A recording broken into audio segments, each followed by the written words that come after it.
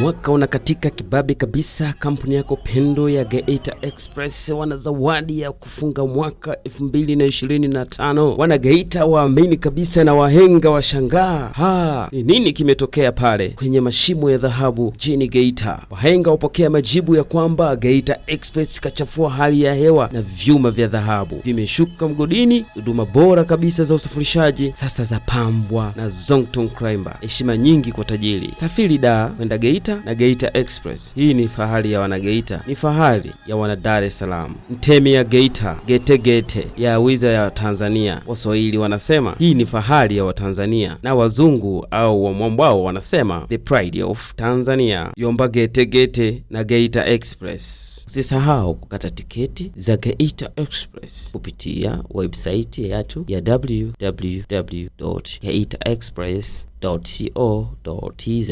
Ulikuwa nami Baba T, baba wawili wa All East Africa Buses. Fuatilie kwenye mitandao ya kijamii: Instagram East Africa Buses, TikTok, FB, YouTube, Thread, All East Africa Buses. Asante na bye bye.